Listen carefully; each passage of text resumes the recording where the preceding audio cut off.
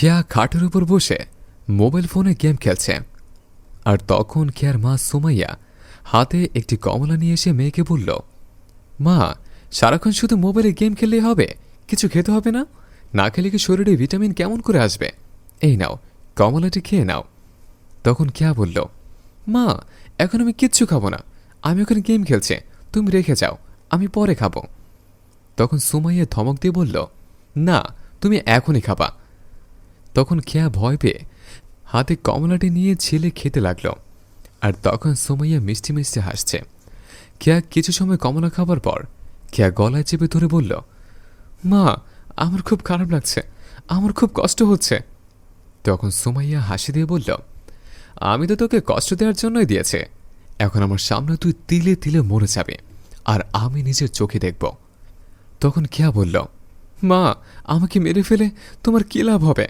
মা, আমি তোমার মেয়ে, তুমি আমাকে নিজের হাতে বিষ দিয়ে মেরে ফেললে। আর তখন বাবা বাবা করে কান্না করতে থাকে। আর ঠিক সেই সময় খেয়ার বাবা আর খেয়ার দাদু চলে আসে। খেয়ার বাবা দেখতে পায় খেয়া বিছানায় ছটফট করছে। তখন খেয়ার বাবা খেয়াকে কোলে নিয়ে তুলে খেয়ার মা ভয় পেয়ে সেখান থেকে চলে যায়, আর খেয়ার দাদু পেছন পেছন যায়। ঘর থেকে বের হলেই সুমাইয়ার শাশুড়ির সামনে পড়ে গেল। তখন সুমাইয়ার শাশুড়ি জানতে চায় কি হয়েছে। তারপর খেয়ার দাদু বলে, আমার নাতনিকে বিষ খাইয়েছে।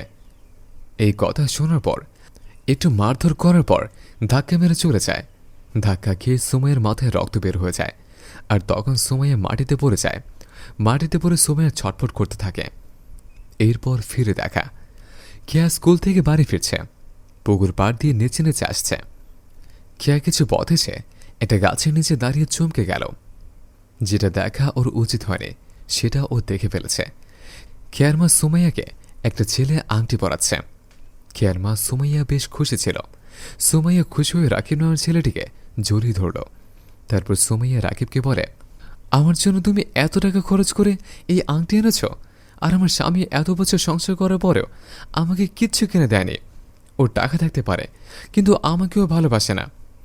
আমি তোমার জন্য সবকিছু করতে পারি। তখন খেয়া মনে মনে ভাবল, বাবা মাকে কত ভালোবাসে, আর মা এখানে বাবার বদনাম করছে। আমি আমার মাকে কখনই মাফ করে দিব না। এই বলে চলে যায়। তখন সুমাইয়া বলে, আচ্ছা, আমি এখন চলে যাই, আমার মেয়ে স্কুল থেকে চলে আসবে। এই বলে সুমাইয়া চলে যায়। আর রাকিব সেখানে দাঁড়িয়ে থাকে। সুমাইয়া বাড়ি চলে আসলো। বাড়ি ফিরে দেখতে পেল বাড়ির সবাই একসাথে দাঁড়িয়ে আছে। তখন সুমাইয়ার স্বামী সুমাইয়াকে বলল, রাস্তায় দাঁড়িয়ে কার সাথে কথা বললে? তোমাকে আমি বলেছিলাম বাইরে গিয়ে তুমি কার সাথে কথা বলবে না, তুমি কেন রাস্তায় দাঁড়িয়ে কথা বললে? তখন সুমাইয়া বলল, আমি রাস্তায় কারোর সাথে কথা বলিনি। এই কথা শোনার পর বাঁধন সুরাইয়ের হাত ধরে বলে, তোমার হাতে আংটি কেমন করে আসলো? আমি তো তোমাকে কোনো আংটি কিনে দেইনি, তাহলে তোমার হাতে আংটি কেমন করে আসলো? তখন সুমাইয়া ভয় পেয়ে গেলে তখন বাঁধন সুমাইয়ের গলা টিপে ধরে আর মেরে ফেলার চেষ্টা করে। তখন সুমাইয়ার শাশুড়ি বাঁধনের হাত ছড়িয়ে নেয় আর বলে, বৌমা, আমাদের পরিবারে একটা মান সম্মান আছে, আমাদের সম্মানে তুমি খেলতে পারো না। আজকের পর থেকে তুমি এই ঘর থেকে বের হবে না, এটা তোমাকে বলে দিলাম। তুমি ঘরে যাও।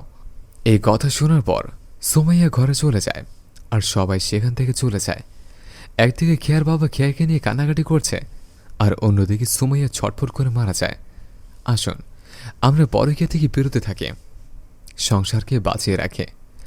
গল্পটি আপনাদের কাছে কেমন লেগেছে তা আমাদের অবশ্যই কমেন্ট করে জানাবেন। আর গল্প ভাবনায় এবং পরিচালনায় বকুল আহমেদ।